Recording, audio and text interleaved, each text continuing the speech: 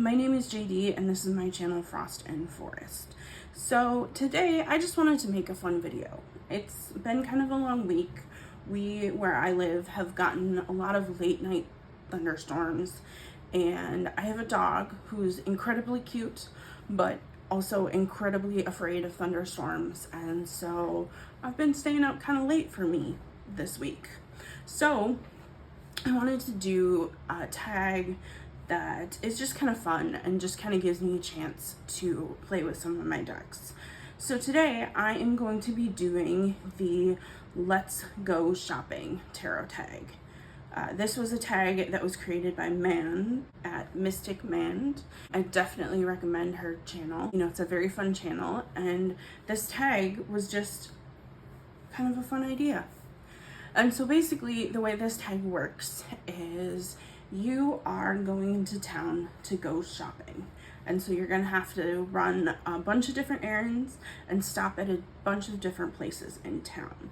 And so for each place, you pick a deck that reminds you of that prompt. Starting out, we are going to have the bakery. We're gonna stop at the bakery first. And that is a deck that is warm, cozy, and familiar. And so for that one, of course, I have to choose the Lighted Window Tarot. And actually this spread cloth came with this deck. But this is, look at those beautiful backs. This is one of my very favorite decks. And when you're thinking about warm and cozy, you of course have, this is one of my favorite decks for warm and cozy.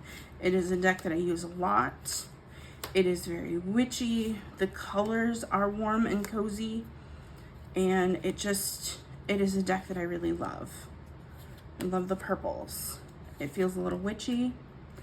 Maybe I already said that, but I also, I love the connections to nature in this deck, and I use this deck a lot because it's so pretty, and I just love the way I feel when I use this deck because it is so warm and cozy. It's a great Fool card. Yeah, so this is my choice for the bakery, a warm and cozy deck, and I had to choose the Lighted Window. Okay, so the next stop on our trip into town is stopping at the candy store. A deck that has bright colors, is sweet and fun. And I had the perfect deck for this prompt. So of course I had to do the Chocolate Lovers message cards. So this deck is an affirmation deck. It's one of the few affirmation decks that I own because I don't tend to be an affirmation deck person, but I really love this deck. It's so beautiful and it just makes you want to eat chocolate. And so it is the perfect deck for stopping at the candy store. And just as a deck that I use, I really like this deck as an affirmation deck. It's not too positive for me, but it also is just an easy deck to use. On the back, it does have a little bit of a kind of like a little bit of a meaning and then a affirmation at the end. And so there's a little bit for each of these chocolates. So yeah, this is just a beautiful deck, and I think it represents a chocolate shop or a candy shop really well. The other thing I wanted to say about this deck quickly is, so this deck is, it is published by Five Kings Press. And I have to say that I have a few different affirmation decks from this publishing that tend to produce some of my favorite affirmation decks. So that's kind of cool. Next on our trip into town, we are going to stop at the Florists. And so this is a green or herbal deck. For this one, of course, I had to choose my Enchanted Blossoms Oracle. So this deck I think is really beautiful. I was thinking about it a little bit. I have a lot of decks that are kind of herby, or I have a lot of decks that are kind of plant-based. but this is the only sort of flower deck that I have. Except, I guess, technically for the Oracle of Roses, I have that one as well. But if you're going to a flower shop, you want to see other things besides just roses, right? You want to see some other flowers. And so that's why I thought this would be a really fun deck to share for the flower shop. I also kind of like this deck because it does have kind of a dragony vibe to it as well, of course. But these feel like very gentle dragons. So I like this deck a lot as well. And this is my choice for the flower shop. So the next stop on our trip into town is heading to the pet store, which for me, I'm constantly at pet stores. When you have a couple of different dogs, and when we had our cat, we were going to the pet stores all the time. So it's not a surprise that we ended up there. But the pet store is an animal or nature-based deck. And so I decided to show the Magic Dog Tarot. It's my one and only dog deck, at least for now. And I love it a lot. I love it because this feels so much like a dog deck for me. Like going to the groomers, it being a very, big change for some dogs. So it just feels appropriate as the death card. Our dog hates, our dog that goes to the groomer hates going to the groomer. But so to kind of bribe her, we always buy her like a stuffed animal toy that she gets to play with afterwards because she hates going to the groomer so much. But this is such a sweet deck. And then the cat is the devil card. I think that's hilarious. And this deck feels so much like doggy energy to me. It just has the complexity around it of having a dog. A lot of dog decks portray dogs as these happy, goofy animals. But for me, dogs get scared. Dogs have troubles. And so I feel like this deck does a good job of having doggy energy with the good and the bad. Like the Vishla is the 9 of Bones, which is the 9 of Swords. Some doggies get super anxious and have a lot of trouble with that. And so this is why I had to use this deck for the pet store, because I think it does such a good job of showing dog energy. After heading to the pet shop, we are going to go to the antique shop. And so this is a deck that you've had the most history with, good or bad. So for this one, I chose the Lightseers Tarot.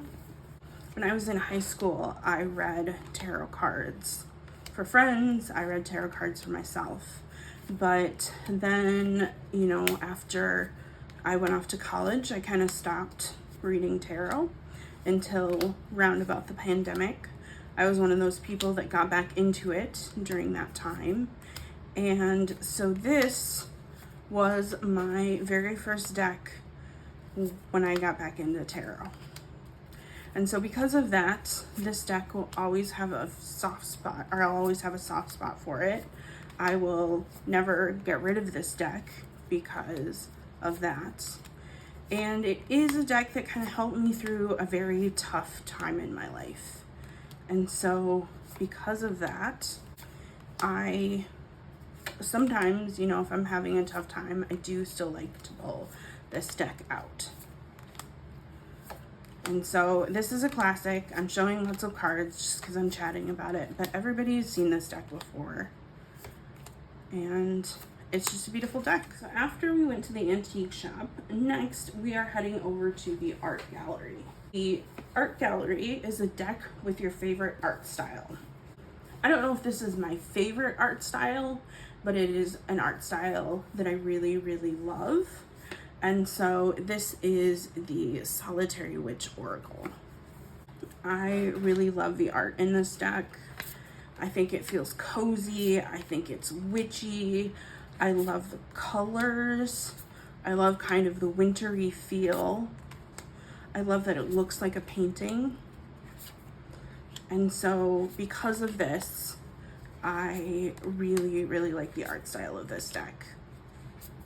And I actually was following the artist of this deck on Instagram before this deck came out. And so I was and I, had thought about getting art from her for years to put on my wall because I think it's so beautiful, and I just hadn't.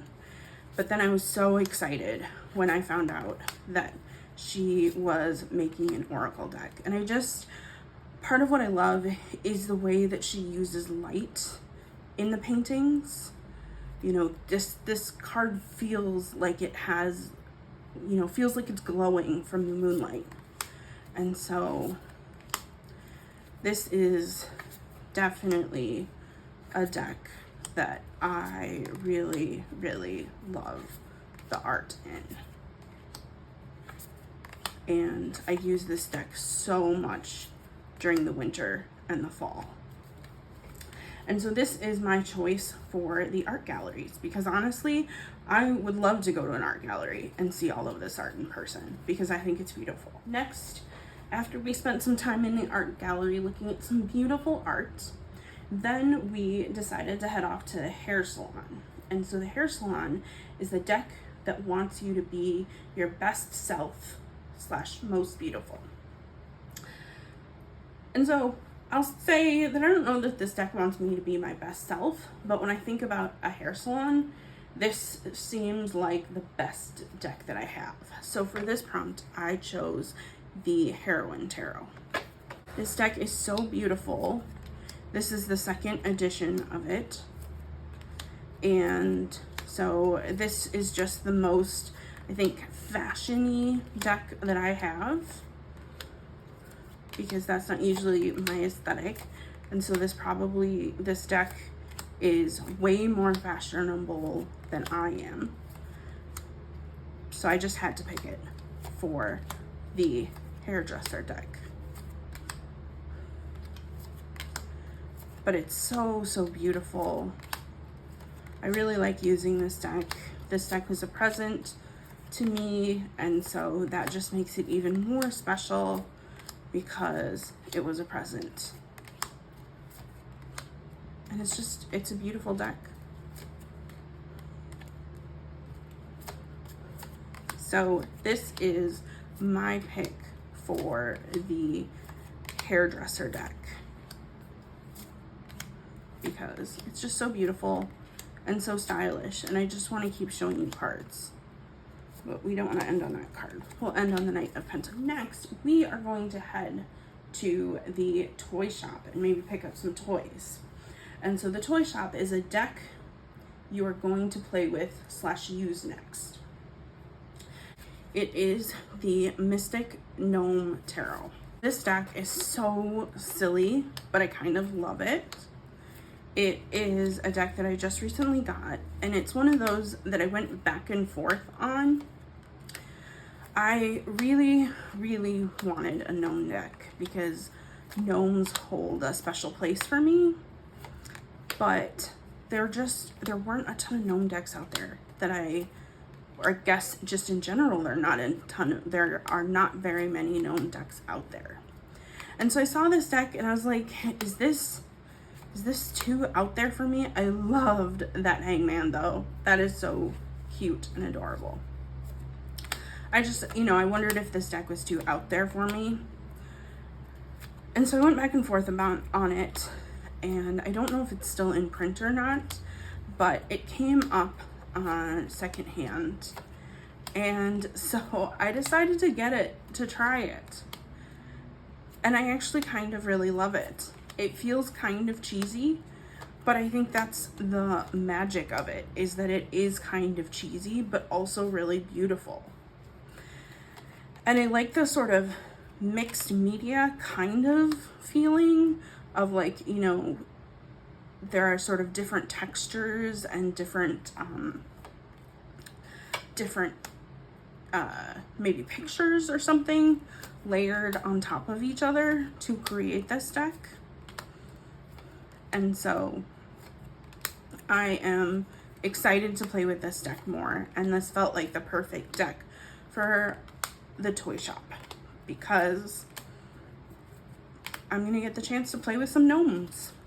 That was the end of the prompts that Mand created.